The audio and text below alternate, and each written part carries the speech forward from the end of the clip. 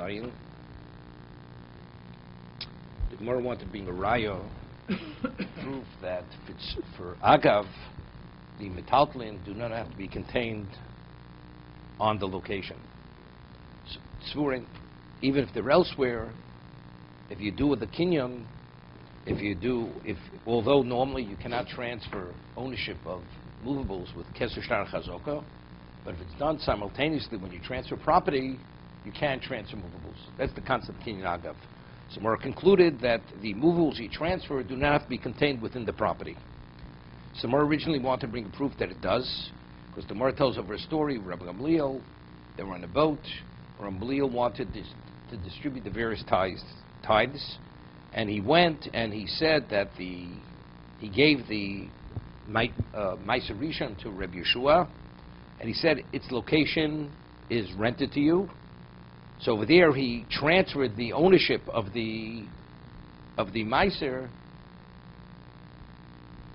together with the property, and the Ma'aser was located in the location that he had rented him. So we see Tzvurin. So you see it does have to be contained. Somewhere says it's no proof. But it says he rented it to him. How did he rent it? He gave him money. So this is Tosus over here I want to do. Nosel Yeshua.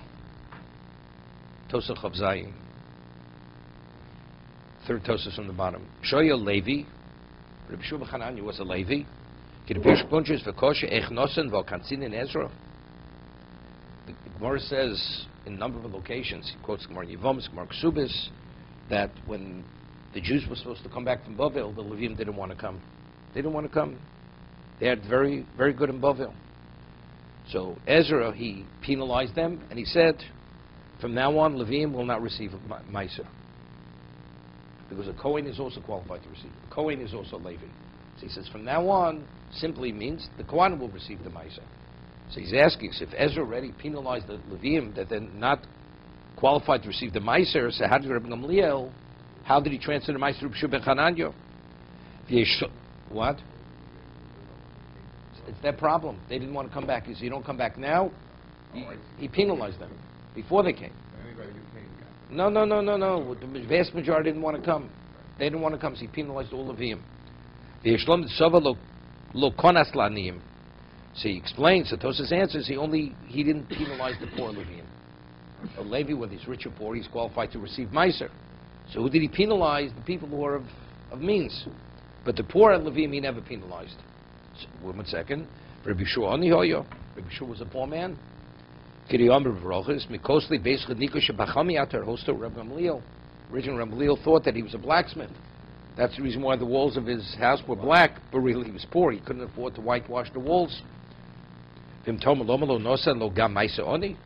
if he was poor, why did he give the Ma'aser Oni to Rabbi Akiva? Right, it says Rabbi Akiva because he was the Gabbai for the Aniyim. He received on their behalf. What does he have to give it to the Gabbai? He should give it directly to Rabbi Yeshua. Rabbi Yeshua is a poor man. Lama lo nosel gam Ma'aser Oni. Because he wanted to distribute among many poor people. It says that if a person gives all his tithes to one Kohen, he brings a hunger to the world. Why? Because what about you have to leave something for the other Kohanim. You have to distribute it equally among all the poor. Inami,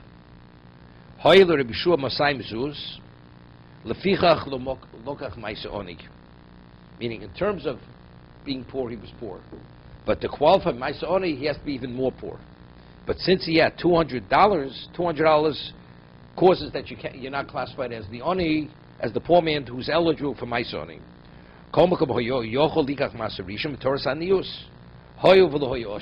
Since he was not a wealthy man, so he's able to take the Ma'aser Rishon, meaning in terms of the penalty of Ezra. He actually spawned himself with difficulty. Okay,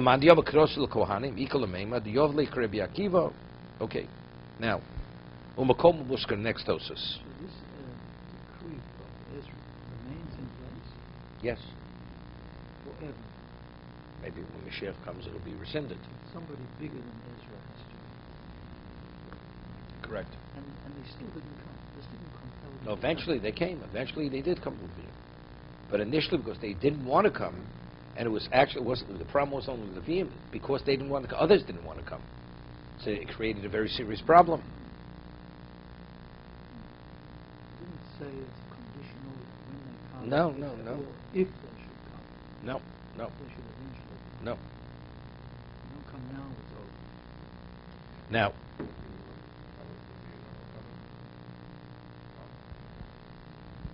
Komo Buskalo, he actually transferred, he says, the location where the tithes are, they're rented to Rabbi Akiva or to Rabbi Yeshua.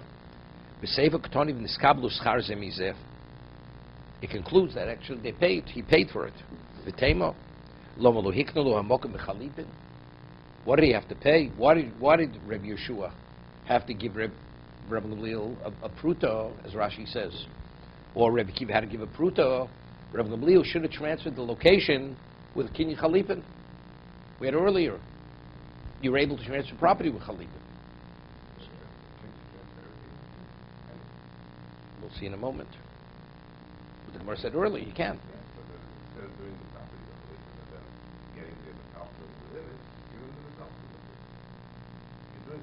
No, so that it explains it. V'shem eschirus einikta b'chalipin. So Tosa says, because chalipin, if you want to transfer ownership, that you can do with chalipin. But to rent something b'chalipin, the kinyan chalipin is not effective when it comes to renting. It's not. Domer hosam. Kshem she'akarka nikta b'kesef v'shar b'chazoko. Just as property is transferred with kesher b'chazoko, kach schirus karka nikta kesher b'chazoko. Ub'chalipin loktoni. Doesn't say chalipin. It only speaks about these three particular. So therefore, the inference is you cannot. You cannot. So there's a question which the Maharsha asks. He's bringing a proof. Since it says in the Mishnah, just as when you transfer property, it's kesher chazaka, when you rent property, it's also kesher chazaka. So what does it say? Ub'chalipin. So the Maharsha asks, well, what about transfer? Everybody agrees. A final transfer, you can. It doesn't say it in the ratio. What are you deducing from the conclusion of the Mishnah? It says, just as you were able to transfer fixed property, kesher b'chazaka, you could rent property, kesher b'chazaka. So he says, why doesn't it say chalipin? And what about, but everybody agrees, if I want to transfer property in terms of transfer ownership, I can. So he's saying, what does it say chalipin? We had earlier, you can. Chalipin, you can't transfer with chalipin, a fixed property. So what's the proof from the Sefer? That it doesn't say chalipin. The ratio also doesn't say chalipin. And just as, no, he's saying, the inference. He says, Uba chalipin loktoni, why doesn't it mention chalipin? Doesn't mention chalipin regarding selling it either. Again, he's bringing the proof. This is the proof he's bringing. The Mishnah says in Bav Mitzvah that just as Kesser Shtar Chazoka is the way you transfer property, that's the way you're able to rent property. Kesser Shtar Chazoka. He says, but if Chalipin, you're able to rent property with Chalipin, why doesn't it also mention Chalipin? What about in the opening statement? What does it mention Chalipin in the opening statement? So evidently, you see, the Mishnah is not discussing Chalipin. It's speaking specifically regarding these particular means of transfer. Doesn't mean to exclude Chalipin, just as in the ratio doesn't mean to exclude Chalipin, the opening statement, because everybody agrees that if you want to transfer property with Chalipin, you can. So why is this a proof regarding renting property? That it's not effective. That's the Maharsha's question. He doesn't answer it. Okay, we'll leave it. There's Rav Kiva Eger on it. I'm trying to remember what Rav Kiva Eger says.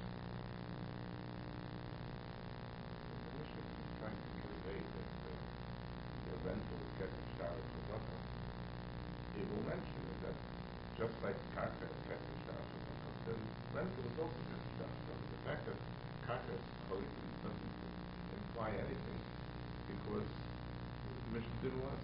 Because again, are you reading Tosas or are you reading what we're talking to one another? Tosas is bringing a proof. A proof that Chalipin does not work for renting because the Mishnah does not mention Chalipin.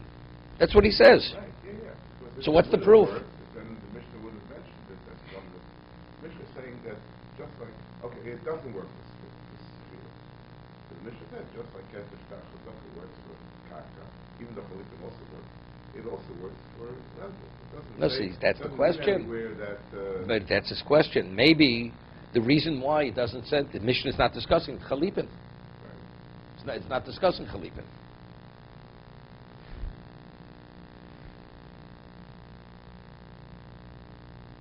Okay, let's go. We can go further. After all this, where are we right now? Tosa's position is that if you want to rent property, you cannot do it Chalipin. You cannot do it with Chalipin. How do you do your rental? Keser Shtar Chazoka. That you can. But we still haven't dealt with the underlying question about transferring items. No, we're getting back to that. We're getting back to that. We're getting back. We haven't resolved that yet.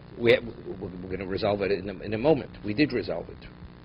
We did resolve it. We did resolve it. Well, we just dismissed No. it. Wait Because a the second. rental No. with The last. The Gemara quoted another case. The Gemara said regarding a document. The Gemara says that if you want to transfer a document, then when you acquire the property, you acquire the document. Although the document is not on the property, right? The document's elsewhere. When he acquires the property, then at that moment he acquires the document. But the document's not on the property. So the Gemara says, so you see, you don't need tzvurim. The Gemara says no, there's no proof. The Gemara wants to say, because remember, the document is the equivalent to the reins of the property. It's the reins.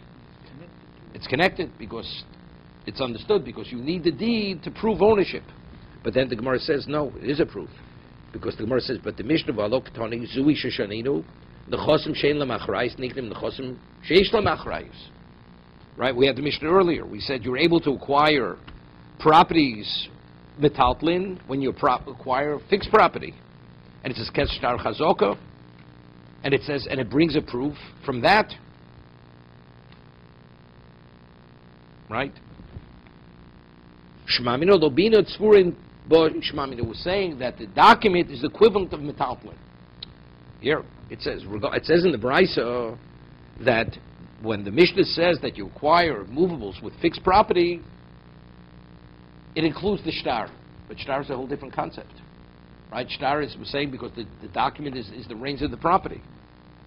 But so why do we include it? So evidently we see we don't differentiate between the deed or any other movables. So just as the deed itself, it does not have to be on the property. And when you acquire the property, you acquire the deed. Identically, when you acquire the property, you acquire any other movable. So we're dismissing this idea of the reins? Correct. Because the Gemara, the Brisa says that when the Mishnah says that you acquire movables with property, it includes within it the deed, the shtar. The shtar is a whole different concept. But then We see the shtar and the property one and the same. connected. They're connected. So are they saying they're not connected? We're saying even though they're connected, that's not sufficient reason, independent, that you should acquire the document with it, other than being movables. No, I understand, but when the Gemara wants to bring the proof and it used the document, No, so then it someone wanted. come back and said, You could no, differentiate. You could differentiate. There's another reason. That's what a document. He says, but if the document is different because of that reason, so how does it equate it to the Mishnah? It has no relevance to the Mishnah. But the Bryce does equate it to the Mishnah. So evidently, we're quoting, we're saying, the Bryce says when the Mishnah says that you acquire fixed property, movables with fixed property, it's speaking about the document. The document. But the Mishnah states it in a generic context. It says movables. So you see, we're not differentiating whether it's a document or any other movable. Right? And regarding the document, we're saying a document you acquire even if it's not on the property. It says when the Mishnah says you acquire movables with fixed property, it's also speaking about a document. But then why would the Gemara have attempted to introduce... When we have a discussion, we say, maybe it's no proof because we could make a differentiation. But if the Bryce equates it to all other movables, so evidently that difference is not enough of a difference. So why would the Gemara even attempt it? No, because that's before it quotes the Mishnah, before it quotes the Bryce that says that the Mishnah, when it says movables, it includes within the document.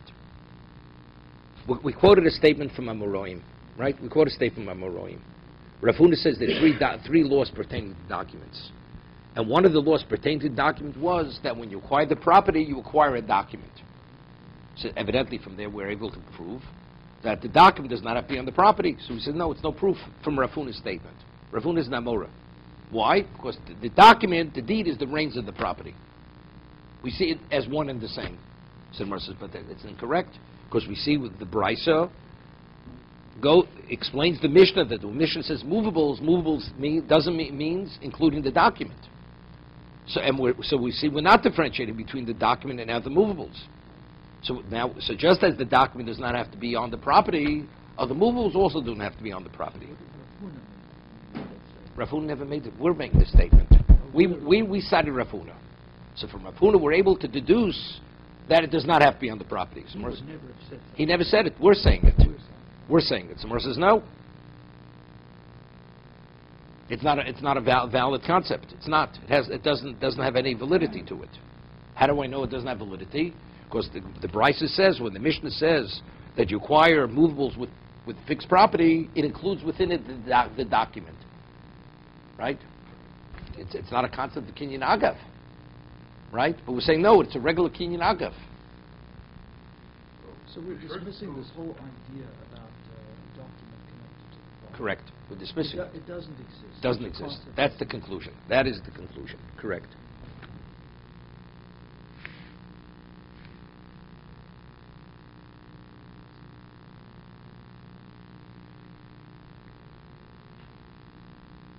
Iboilu. Bibin and agavolo. When a person wants to transfer movables together with fixed property, does he have to use the language agav? Does he have to say agav? What if he says the word im? Doesn't say agav. Remember we discussed im could mean you acquire the property, and then what's on the property you acquire with kinyan chotzer. So if something's contained on the property. Agav means that the act of acquisition, which acquires the property, that same act acquires the movables. It's happening simultaneously.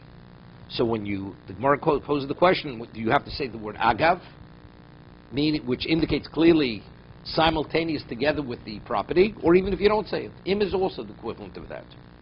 Toshma, the ktoni kolhani, v'lo ktoni agav. We quoted many cases before when they advised him to buy the property.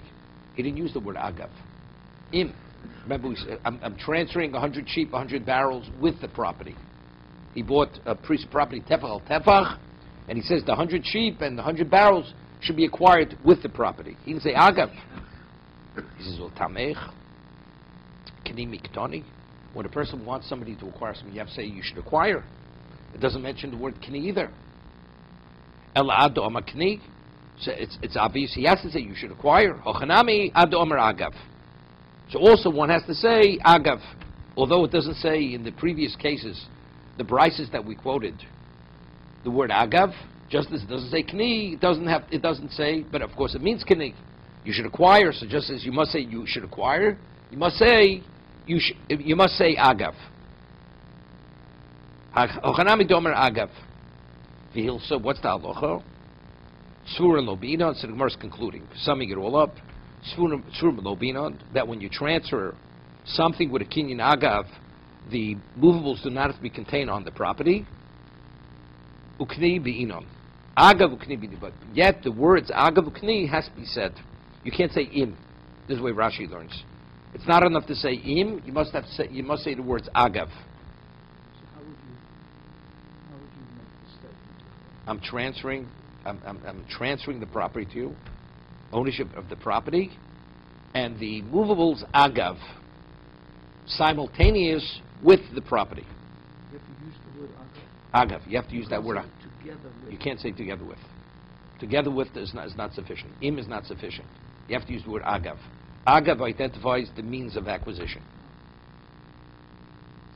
No, because we had earlier, it's a legal term, because we had earlier, if let's say you have a chotzer, you acquire something with a domain, and it's not a chotzer b'shtameres, it's not a protected domain, chotzer doesn't acquire. So let's say he would say, I'm transferring the property together with the sheep or with the barrels of wine. But and I don't use agav, so what would the kinyan be? the acquisition is chotzer. Right? First you acquire the property, and since they're contained within the property, it's kinyan chotzer. But what about if it's a chotzer she'en mishtameres? It's not a protected domain. It's not effective. But if you use agav, you use the term agav, it's irrelevant whether it's a protected domain, not a protected domain. The acquisition is not chotzer. It's whatever way you're transferring the property, using that same transfer to transfer the metaltlin. That's firstly. Secondly, if you say im, it has to be contained. For kinyan chotzer, it has to be contained within the domain. For kinyan agav, as we're concluding now, even if it's elsewhere. Even if it's elsewhere, the halach is, as the Gemara concludes, lo bina tzvurim. So really, agav is why can't do it elsewhere? That's what Wow. So really, the passage of agav is more where it's elsewhere. But when it's in the chotzer, it's like that somewhere else. You don't have to do this. Yeah, but we had all the cases before. We had Only before. if the chotzer is enclosed. Only if it's a Yeah, protected. mishtameres. Yeah, good. So good. So it's not a chotzer mishtameres. So he Why doesn't. can't you say, though, that when he's saying im, he means agav? Because He doesn't. You have to use a term. It's a legal term. Im does not mean agav. With why means. would somebody want to refer to you as chotzer rather than agav? If he says im, it means chotzer. Because to be agav, it means agav is a chiddush. Im means with. Right. So what does with mean? With doesn't mean simultaneous. With means you acquire one, then first A, then B. So basically, the end result he wants to first is to Put it this acquire way: for kin you need das, correct? Let's say the one who's transferring has no idea that such a thing as kinyan agav. Doesn't even never heard of it. So if he says agav, whatever agav means, that's what I want. So he said agav, regardless of whether he knows what it means or not. But if he says im, and he knows that a domain acquires, what was his intent? His intent was kinyan chotzer. So the Tanoim on the boat, the reason that agav never came up is because it was a lease transaction and it was contained. No, the Gemara wanted to bring a proof over there that it was kinyan agav. But what? He didn't use the terminology. No, it's lavdafka. We say even though it doesn't mention that terminology, as he didn't say kini. That's what it says. Although in the text of the story, the word acquire was left out, right? Similarly, the word agav was omitted. But of course, they did say agav. Rabbi Gamliel did say agav, He did? even though it doesn't say he said it, because we're quoting something. Legally, you have to say it. So why wasn't it mentioned before? That's what the Gemara wanted to say. She says it doesn't say kni either. It doesn't say acquire. So just as when the Brisa was quoted, it doesn't say acquire. The Tana, when he recorded it, he didn't say the word agav. But of course, just as you need kni, you need agav. So the Gemara asked that question. The Gemara says because when he gets back, the Gemara wants to bring a right that you need tzvurim. The Gemara says because when he gets back, he doesn't want him to feel pressure that he must take it out immediately. The Kenya was kinyan agav. And you really don't need to go in. But because of this, he did that. That's the reason why he did it. See, the Rishonim himself, right? The Rishonim said, "What do you have to rent him the location? What do you have to? What did he do? If actually it's contained within the location, right? So what did he need kinyan agav? He should have transferred kinyan chotzer, right? So some Rishonim say that because since it was part of Rabbi Gamliel's residence, and his family had access to that location, it's not chotzer mishtameres, because his family had access to that. So therefore, to overcome that problem, the transfer was kinyan agav, not kinyan chotzer.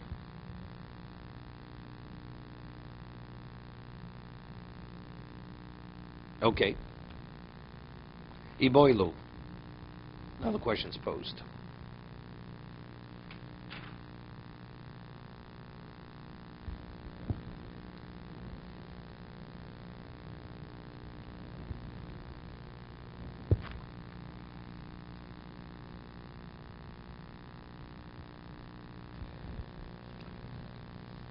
Sode b'mechum talp b'matona. Mau. Regarding kinyan agav, we're saying that one active transfer, acquisition, it affects the fixed property. It affects the movable, right? What about if each one is being transacted in a different context? The field is being sold, but the metaltlin are being transferred with matona as a gift. You have interesting question. But what would the question be? If Agav says that one act of acquisition is able to affect both simultaneously, so what difference does it make? If one's mech and one's matana?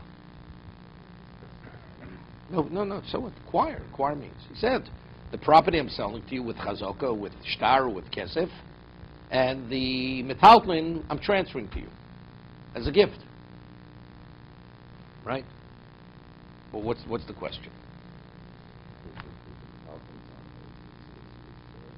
Agav, the opinion should be the same way as what the underlying transaction was met, so therefore these metalton has to be met. And have different. The only reason why the metalton are being nicknamed is because of the underlying karka. The karka, the net, the metalton and matana. See, I'll tell you the way I understood it. If you say you need svurim, here. If you hold you need svurim, you say that the metal will have to be contained within the property. How do we explain what was the rationale? If it's elsewhere, it wouldn't transfer, because we say that they're subsumed by the property. So if that's the case, does it make a difference if it's maton or mecher? It should have, but since we rule that even if it's not svurim, it's valid. So why is it valid? Because we say that just as the kinyan affects one, it affects the other. It's like a Gilgul concept. So maybe when do I apply it? That's only if they both function within the same context. If it's botel, it's subsumed. What difference does it make if it's matana or it's mecher? I'm selling you the property. Everything on the property is yours. Is yours. What difference does it make if it's mecher or it's matana? If it's an acquisition because you're purchasing it, or it's a gift, you're receiving it as a gift. It's the same kinyan either way. So I'm saying if you hold you need svurim, then this question wouldn't be a question. But since we concluded before that you don't need svurim, so what is it? One transaction affects something else. It's like an independent transaction. But since each transaction, it's a chiddush, is a different type of transaction, one is maton and one's mecher, maybe it wouldn't be effective. Toshma. So the Gemara brings a proof. What was the so wrong with Rabbi Yeshua? Isu shani osed lomud nosen li Yeshua. He says that the maser, the 10% which I'll measure out, that should be given to Yeshua. Umakomu muskar. Lo shmamino. So what is it? So the maser is matana, and what is the location? The location is what? That's mecher, right? You give me a penny. He gave money for this. So he's acquiring the location, and with the act of acquiring the location, he's acquiring the meiser rishon. So you see that even though it's functioning in two different contexts, it's effective. He bought. No. Otherwise, how's it transferred? It's being transferred. It's an act of acquisition. When a lady receives it, it's an acquisition, or is it just a gift? I just don't understand the distinction. I thought we're trying to understand the difference between acquisition and gift. Yeah. One is you pay for something, the other one you receive it without payment. Right? That's how we define it. That's a gift. Gift is, but what about if I pay for something, I'm paying for the property, but when I'm paying for the property, that act of acquisition is affecting the gift. I'm not paying for the gift. But I'm saying with the act of acquisition I'm doing in the property, that should also affect the gift that I want to transfer the gift with that. Although what's being paid for is not the gift. It's a tremendous chiddush. Right? The whole concept is I'm giving consideration, and because I'm giving some degree of consideration, that's what causes the transfer. But you're giving nothing for the matana. If the giver, the owner, decrees his movable items to be hefty, but then that's kinyan chotzer. That's kinyan chotzer. That's it kinyan. becomes bottled. But the Gemara before was speaking that the transfer was through agav. Agav. That's how it happened. Do it through Agav. Right. So why can't he do the same thing? Decree everything ownerless. That wouldn't work. I mean, what does it mean to create ownerless? The other movables. Here we're talking about he's giving Meiser to Rabbi Yeshua ben Hananya. Yeshua is a Levi. Now, how does he transfer the Maser to Rabbi Yeshua? So he says, give me a penny. He acquires the property, and when he acquires the property, he's also transferring the Maser to Rabbi Yeshua ben Chananya. Although Rabbi Yeshua ben Chananya is not purchasing the Maser, it's a gift. He's purchasing property. But the act, anything which is included within that purchase, affects it as a kinyan. We understand Well, that as agav. that's agav. That the Gemara said was agav. I mean, so it comes out a tremendous chiddush. See, if it's within the same context, so okay, you're purchasing A, I purchase B. Normally, to purchase metaltlin, kesef is not valid. It's not valid. Kesef is not valid. So we say, but since it's being done together with the property, as it's valid for property, it's valid for metaltlin. But what about I'm giving a gift? A gift is not a purchase. So if I'm giving something of value, I didn't give value for the matana, right? Matana means you're not paying for the matana, right? You're not paying for the gift. See, if you do the shtar, but even the shtar is a problem, because what does the shtar say? I'm acquiring the property, and with the text which is written, it doesn't say in the shtar, I'm acquiring the property and what? And I'm also acquiring the what? The metaltlin. But you're not acquiring the metaltlin. And the metaltlin being gifted to you. No, you don't have to acquire it. But there, see, with a shtar, it makes it easier. A shtar is easier. Because a shtar, you understand, because a shtar, you're not acquiring, you're not paying anything. I could transfer a gift with a shtar, right? I could sell a property with a shtar, or I could gift a property with a shtar. Here, he's paying for the property, to rent the property, and with that act of rental, he's also acquiring the maser. The maser is matana. It's a gift. You're not paying for it, right? Rabbi Yeshua ben Hanan is not paying for the maser. It's only transferring the maser. Okay? I mean, I'll tell you what's going through my mind. I'll tell you what's going through my mind. The Gemara says there's a question whether tovas no moment or ain't a moment. David, listen, it's very important. A person tithes his produce. The person who tithes the produce, he has a right to choose which Kohen he's going to give it to and which Levi he's going to give it to. Correct? What happens if the Kohen seizes the produce? There's a question whether he has to give it back or not. Wait. There's a question. If you're of the opinion, Tovas Hanom Momon, that the right to give, I have an intrinsic financial interest in the Maser, in the Truma. So that's the case. He took something which I have an interest in. He had no right to take it. Right? What do I say? Tovas Hanom Lav Momon. No, I have a right to choose, but there's no intrinsic monetary value in the thing. He did the wrong thing. He denied me a right that I had, but there's no financial compensation. There's nothing. He has it. Okay? So that's the question. Or do we say Tovas Hanom Momon means that right has value, but factually you have no intrinsic rights. Even if you're of the opinion that, let's say, in terms of compensation, you have to be compensated, but you have nothing intrinsic in the Truma or in the Maser. Correct? So that's the way we rule. Kedushin has the same issue, though. That what? Rule that the Kohen seizes. The seizure stays that he did the wrong thing. I thought we ruled that. But that's all because Tovas Hanom Lav Momon. Yes. You have a right. So the man did Ownership. The man doesn't have ownership, right? He has a right to choose. Yes. No, that's Momon Shavit. The money belongs to Kohanim, the money belongs to Leviim. So it didn't require Right. the transfer. No, it requires a transfer to the individual Levi or to the individual Kohen. Yes.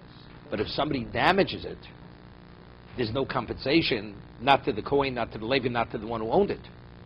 Right? Even to the Yisrael, who originally had it, he's not compensated.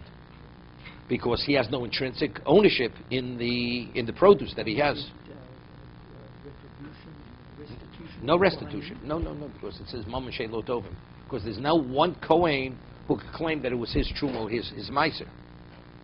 We had the Gemara Chulna. The Gemara says, if let's say a person he always had his choice Kohen that he gave it to. It's called Makiri Kuna. Or Makiri Levia. So then, it's as if he's the only Kohen in the world, he's the only Levi in the world. So if somebody should damage it, the Truma or the Meiser, he has to compensate that Kohen or that Levi. Because he doesn't even have to do an act of acquisition. But if you have multiple Kohanim, he hasn't yet decided which Kohen he's giving it to. So who does the Truma belong to? It belongs to all Kohanim. So now he goes and he damages the Truma. Which Kohen could claim that it was rightful, it was his. Right? Person can say, who said it was going to be yours? Maybe it would be somebody else's. So you can't claim that you definitely had ownership.